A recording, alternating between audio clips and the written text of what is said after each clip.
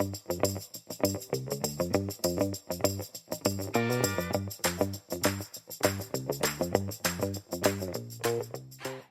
everyone, and welcome to Debra and Peter are doing a podcast with me, Peter Wanless, and her, Deborah Alcott-Tyler.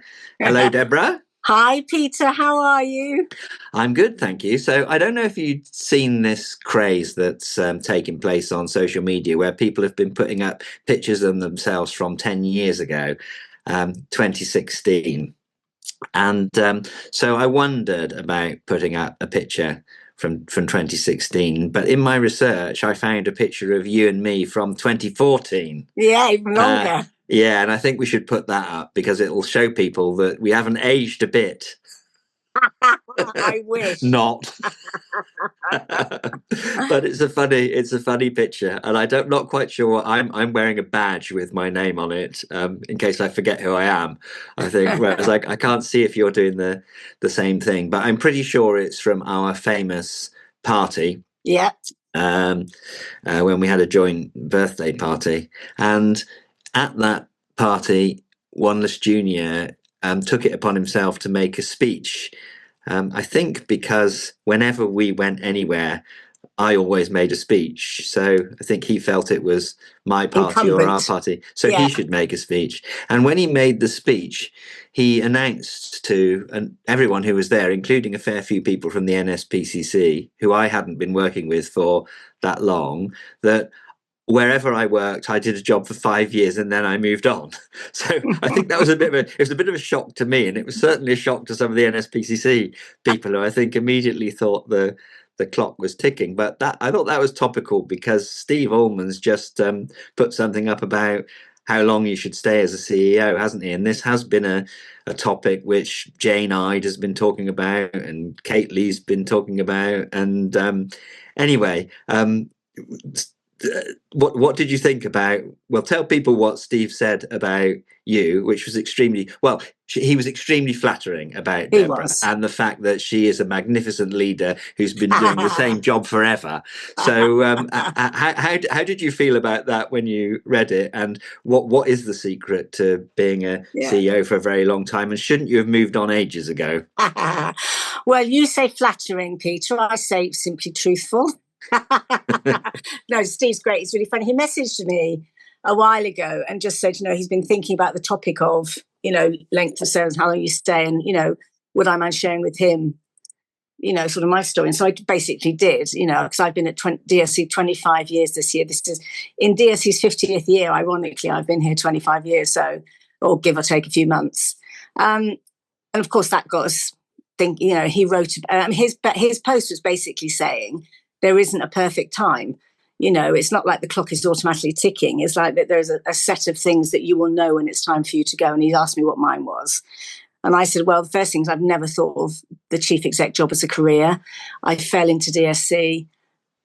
It felt more vocational. I just love what I do so much. I love serving charities. The sector means so much to me, as you know. Also, the fact that years ago, my sister had said to me, you'll know you stay too long as if your first answer to every suggestion of change is no. And that hasn't happened yet. In fact, if anything, I'm always pushing for change. And the other saying, hold on, let's this settle in first. And then the third thing was just talking to my board about it every year, which I do at my appraisal, and they have conversations about whether it's time for me to move on or not. So that was really what it was about. But it's interesting, isn't it? Because people are very judgy about the length of time that any chief executive serves. I mean, I quite like to talk about length of service for chief exec and length of service for trustees. I mean, what's your view, Peter? Well, when I read Steve's piece, first of all, which invites CEOs to consider what is best for them in terms of when they stay and when they go, my first reaction was, you wish, because actually it's the trustees that decide if you're there or not. And very, very many CEOs don't leave at a time of their choosing. And it's quite a luxury to be able to choose when to go. And when it was announced to the NSPCC trustees that I was leaving, my chair said, I've been responsible for the recruitment of 10 chief executives down the ages in various organizations, and this is the first one where it's been the chief executive's choice to move on, at which point I thought, maybe I dodged a bullet there. So firstly, it's not always in your hands. The second thing I thought was, and this is a bit kind of self-interested, because like you, I was a chief executive at the same organization for over 10 years, and I can't help looking at some people who make a career out of throwing things up in the air, making a mess, and then moving on. And actually, sometimes charities do need everything being thrown up in the air and make a mess and move on. And sometimes they need people to smooth the waters and sort things out. And both are legitimate. Actually, I think it is quite challenging to reinvent yourself in the same organization over and over again and do successive strategies. And I think one of the hardest things is to stay fresh and relevant. But if you're passionate about the cause, and there's so much to do in these jobs, I've never really found it that difficult. But clearing up someone else's mess or making a mess yourself feels to me easier than navigating a position for a long period of time. And then the third thought I had was that I've done quite a bit down the ages with a great guy called Steve Munby, who ran the National College for School Leadership. And he's written a book for school leaders called Imperfect Leadership. And it's great. I mean, it's aimed at school leaders, but it's great for any leaders. And he tells this story about how when you move into a new house, you have a great long list of things which you need to do. And in the first couple of years, you set about doing all these jobs, big and small, and transforming everything. And then 6, 7, 8 years, you sort of look round and some of those jobs which were on your list aren't done, and frankly are never going to get done. And he uses that as a analogy to say, look at yourself if you've been in an organization for a while, and is your list of ambitions that you had when you first came to the organization been realized, or are you putting some things off because you can't be bothered or it's too difficult? Because there was a reason why you had that energy to do those things in the first place. So I suppose that is a test, and I guess that's what you're saying about your restlessness and desire to keep pushing forward. If you feel that, then why not stay? It's I come back to the point you made earlier about it's very rarely the choice of chief executives. That's very true, and there is a massive problem that if there's a conflict between the chair and the chief executive, or the board, the chief executive, the board has loyalty. We've touched on this before to each other, run to the charities. That's a problem which I don't want to particularly chase down now. I'm sure we'll pick it up again. But there is. I mean, I've come across two different sorts of chief execs in my career. There are some who are what I would call career chief execs. So they go in, they lead, the ones you're referring to, they go in, they make changes in an organisation, often good, and then after about 5, 6, 7 years, they move on. I think there's nothing wrong with that. I think that's an okay way to be. And then there's what I call the cause chief executives. And those are those people who are so committed to the cause, either they stay within the organisation or they stay within that subsector somewhere or other. I think about people like Cathy Evans, for example, at Children England, who, has now gone on to another job with children. Her passion is children and young people.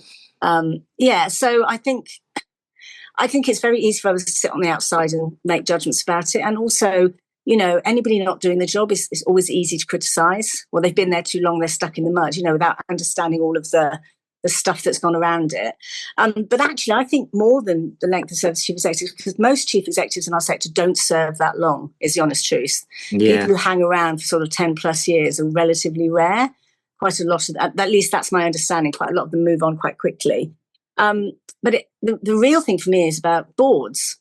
So the new charity governance code's come out, and it's included something in there which it didn't before, which was about you've got to have agreed term limits, basically, on how long you serve as a trustee. And I find that very challenging because I get that in principle, certainly for large charities, whether you don't have national charities or international charities, where you don't really have problems attracting trustees. People want to be associated with them. That there's no particular reason why any individual trustee should hang on. But for the vast majority of charities, they need to pull their trustees from their local area, usually, because they need people who are connected to the cause and connected to people. I mean, there's a small charity in Wokingham which deals with a very rare medical condition, and they have the only clinician in the whole country as a member of that board. Yes. Now, they don't want that person to just be booted off after 6 or 9 years or whatever, just because they've served their time, because they need that skill. It's the only person in the whole country who has that particular skill. And that's really true for loads of local smaller charities where, the one rich bloke in the area who's on it, you really want that person on your board and you want them to stay, and because you want to keep them engaged, you want them to keep donating, you want them to keep caring about the cause. And so I don't think the answer is to say you can't stay for a long time. I think you need a mix. It's like at DSC, we have a mix of trustees. So we have some trustees who have been there, probably now for 14, 15 years, and some have been there for 2. And I think that's the ideal mix, is you have the long servers who've been around a long time, carry the history, have experience, etc. And then you have the newbies who come with fresh ideas and, fresh perspectives and stuff like that.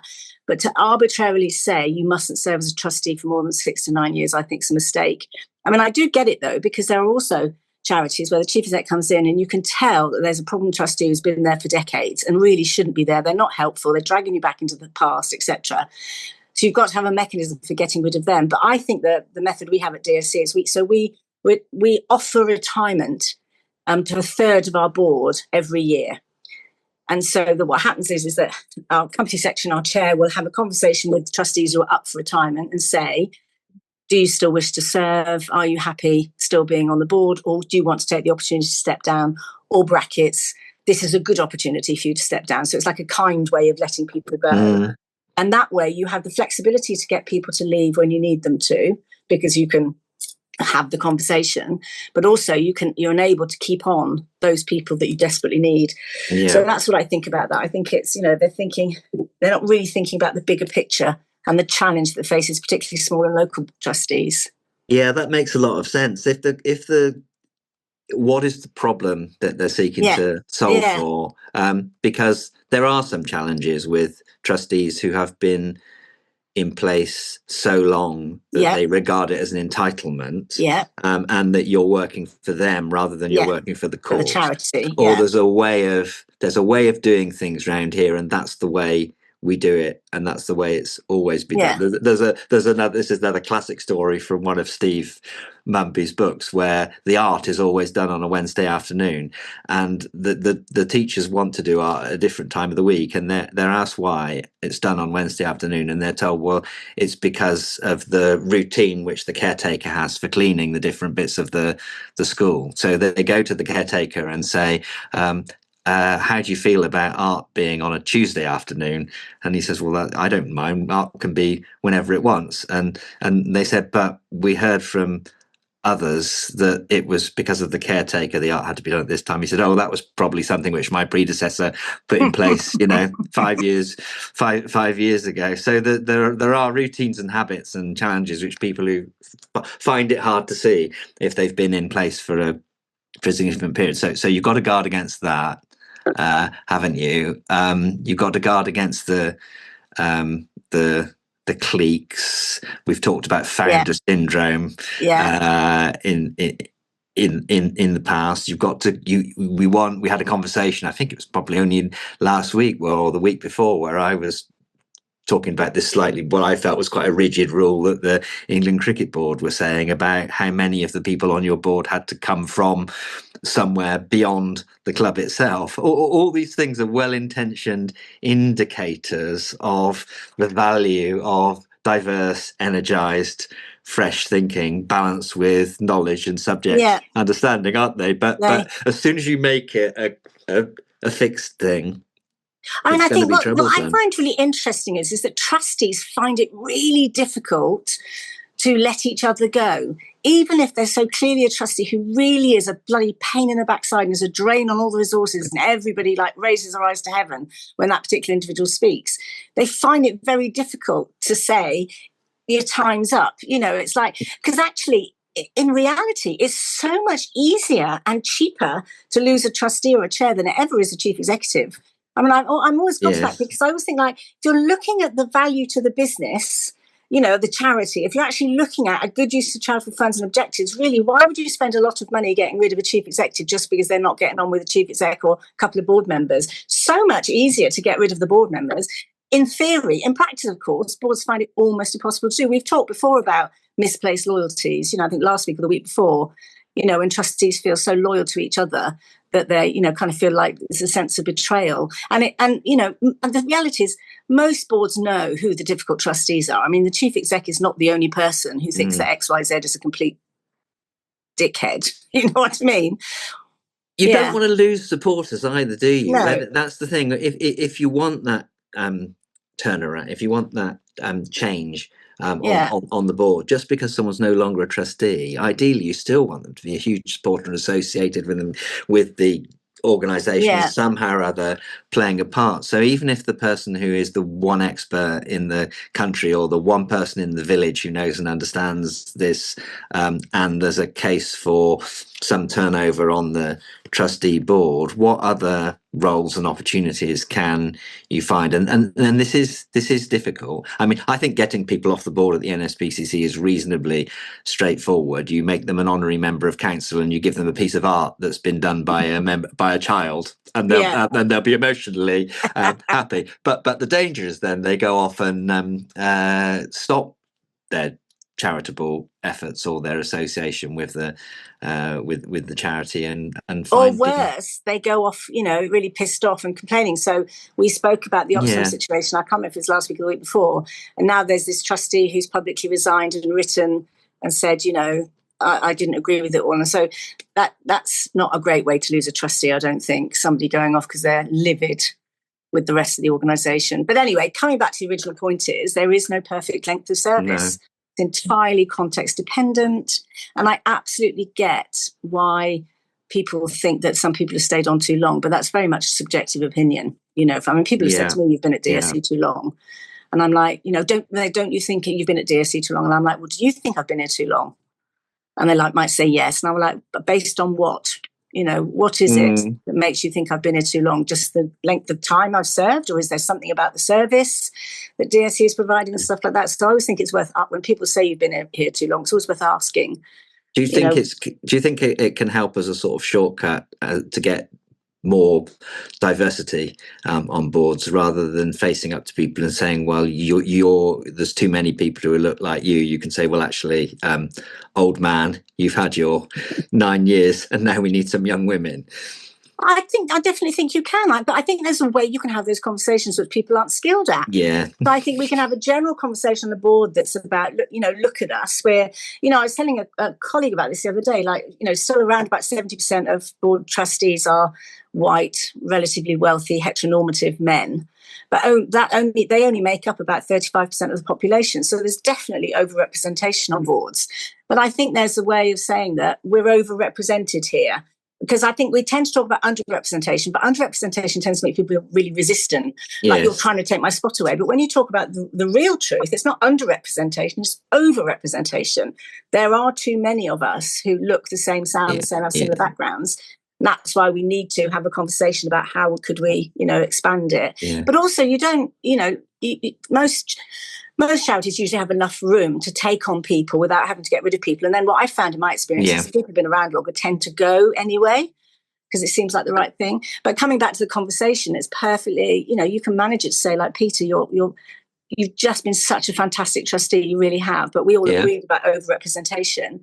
How do you feel about, us letting you go, with whatever it is you say? So something you said earlier, Peter, about founders, again, that sort of pressed a button for me, because I find it really interesting when people say, like, they call it founder syndrome, people have stayed too long. And I'm kind of like, if it's your absolute passion and cause and you've poured your money, your time, your energy and your effort into this organisation, well, who has a right to say you have to go now because you've been there too long?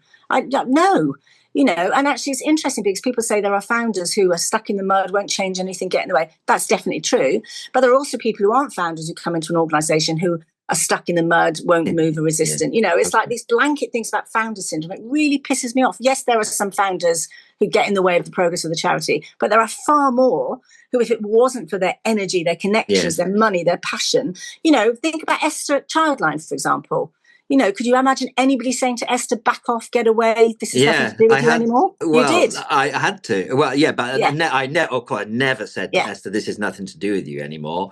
But I did have conversations with Esther, really difficult, challenging conversations about how can you make your best and most valuable contribution to this charity and this cause. And that does change over time. And, and it's not. And she was... definitely kind of grown up enough, and it's still her childline, but she's no longer on the board, and that is a good thing, because there were confusions between her passion and what she knew, and her kind of hinterland of knowledge, which was increasingly disconnected from the modern, and she would sort of get there. And obviously I'm with Baroness Kidron, who's the founder of Five. I mean, she's wandering around to a few people sort of saying, oh yes, I'm not doing that anymore, and I think, yes, you are, please we are. But it's not that we're nothing without you, but you are such a force and inspiration, and that passion and the connection she's got and everything. She's essential to the cause and the nature of what she and we want to achieve. What a great way you handled it with Esther, though. You know, how can your contribution be of most useful? That's a brilliant way to say it to a founder, rather than you're getting in the way. But it's not, but it isn't as simple as just, that took us years, and the development of a relationship over time to have that kind of trust and understanding. Anyway, you were going to move us on, Peter. Only that. So, in my search for pictures of 10 years ago and finding the one of you and me from 2014, I also found my most famous photograph from my career, which I stuck on LinkedIn to coincide with Dolly Parton's 80th birthday, which was me and Dolly. And it always goes down extremely well, this picture. And I don't know if I've ever told the story on the podcast of my meeting with Dolly Parton. Dolly, go on. Okay, well, this is Lady W feels this is the absolute pinnacle of, never mind my civil service career, but probably my entire career. I'm inclined to agree with her. Carry on. So I didn't appreciate at the time quite how famous and iconic Dolly Parton was, but she was coming into the Department of Education. I was the director of families in the DCSF, the F in DCSF, and Dolly's charity had this scheme where they were giving away free books to babies. Now, what is not to like about Dolly Parton's charity, and free books to all kids in an area? Yeah. She had done a deal with, I think it was Rotherham actually, but certainly a South Yorkshire council, so that every time a baby was born, they would get a free book from Dolly's charity. Good on the face of it, but this was kind of at the height of Sure Start, and we had books for babies, packs for families, which were an integral part of the integrated relationship between Sure Start centres and the children, particularly the harder to reach children, in which we were seeking to engage. And so there was a structure to using free books and resources to build the connections with the so-called, hate the term, hard to reach families. Whereas Dolly's scheme posted out a book, whether you wanted it or not, to the latest address you had for every family, and quite a few of the hardest to reach families don't have up-to-date details. The books may or may not get to where they need to get to. They may or may not be read to the child. They may just go straight on eBay. So it was a well-intentioned idea, but we had a structure which we were confident was much better for utilizing her generosity. So my challenge was to convince the Secretary of State Ed Balls at the time that he shouldn't agree with Dolly Parton's apparently brilliant idea, and this is where I could do a training course on being a civil servant, because I thought, if I don't give him all sorts of fallback positions and offers to Dolly, this isn't going to go well. And if I write anything longer than one side of A4, this isn't going to go well. So I wrote one side of briefing which tried to encapsulate: Dolly is amazing, this is brilliant, these are the outcomes we're seeking to achieve and why. And then, if you need to offer her something, you could offer this. If you wanted to offer a bit more, you could offer that. If you wanted to offer even more, the maximum I would suggest you give is the following. And I stopped there. He got his one-page brief. The meeting came around.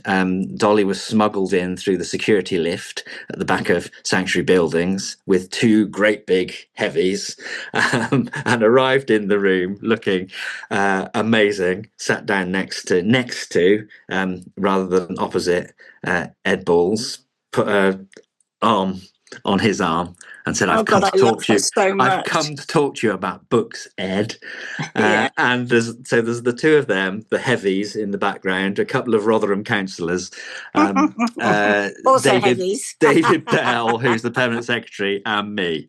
And within a minute of this meeting starting, every single one of my fallback positions had tumbled out of Ed Balls' mouth. And I thought, where are we going to go for the next 29 and a half minutes of this meeting? Because he's got nothing left to say and nothing left to give. Anyway, it was a charming conversation. And it became clear to her, I think, after about 10 minutes, she wasn't quite going to get exactly what she wanted. So she said, look, we're just having a nice chat, Ed. And she put her arm right, onto his, even more closely than she was before. She said, look, I haven't come here to hit on you. And he said, Dolly, you can hit on me anytime. I probably would have said the same in that moment. I just think he was totally bewildered and caught in the headlines. Anyway, the meeting finished, and then she clapped her hands together. She goes, right, who wants a selfie?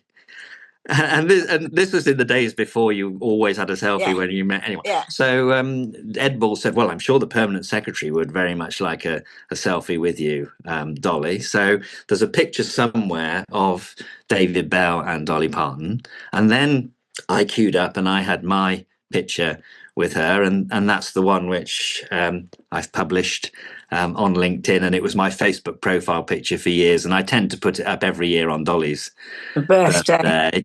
And then there's also one of her with Ed Balls, which he published in his book when he brought out his autobiography, and he describes it in his autobiography as one of the best meetings he's ever had. And his is actually signed by Dolly. But there we are. So were you starstruck, Peter? Because I think she's an incredible human being.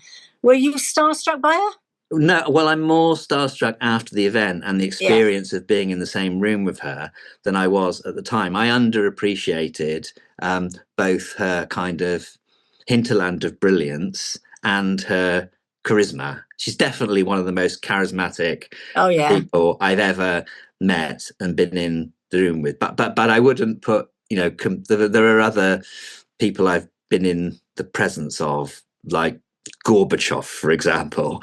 Wow. We're going to have that story up to cover in a future, future pod, Peter. But she was, it was a special meeting, and as I say, there are some public policy lessons in there, which I was quite pleased with myself. We did get the right outcome for children, I think, from that meeting. So it's interesting, though, isn't it? Because, of course, in the charitable sector, we do tend to end up meeting or hobnobbing with quite a lot of celebrities, A, B, C list, etc., because they often want to be involved in charities. And what I've found over the years is, like, I'm less impressed, if you see what I mean. I don't mean that the celebrities I've met are not impressive, some are, some aren't, but I'm much less, like, intimidated by their fame now. than I used to be. And I'm certainly, that there was somebody, I can't remember, was somebody I'd met, and I can't remember who it was now. And, Mummy had asked me about this thing I was at, my mum. And I said, oh, yeah. And she said, who was there? And I happened to name a celebrity. And she was like, but how come you didn't tell me about that? And it's like, because it really didn't. Yeah. It was, do you know what I mean? So have you found that, Peter? Because you've hobnobbed with loads more than I ever have. Lots. And it's great when you meet people who are, I feel with celebs a bit like I do with politicians. Most of them who are associated with charities kind of do it for the right reasons. When you meet someone, so 5 nights before Christmas at our event, we had Rosamund Pike, who love her too, is amazing, and she made a speech which we gave her a few points to make, but she was so full of really powerful messages about children and child safety online and parenting. Extraordinary and very, very impressive. I sat next to Johnny Wilkinson, the rugby player, of course, at a dinner once, and he was fascinating about Buddhism and getting yourself into calm spaces and this sort of, and he's another one who had, I don't know that much about rugby, but he had extraordinary charisma, sort of David Beckham type presence. Anyway, I could go on. I think we've probably been going on half an hour already. We have, But in fact, memorable meetings is a good topic. Just shout out to DSC. We did, I think we still have it, I'm not sure, but we did publish a book called Patrons, Presidents and Celebrities, which was written by a woman called Eileen Hammond, who'd been a fundraiser, in the sector for absolutely decades, who happened to be Richard Hammond's mum. Okay. But she was the interesting thing, she was very charismatic in her own right. And you could absolutely see, how incredibly well she'd done as a career in her career as fundraising. I mean, I think she's retired now, so you don't hear about her so much. But yeah, she wrote a really good book about it. Anyway, I can't for the life of me remember if we still publish it. If we don't, maybe we should have another look. It's a good topic for the future, working with celebrities and partners, and because the stakes are high, and so it's the risk and reward ratio is very high. I've probably got stories from every bit of the spectrum. Anyway, on that note, we will finish for the week. Thank you, Peter. Thank you, listeners, and we'll be podding next week. We will. Very good. Okay. Take care. See ya. Take care. Bye.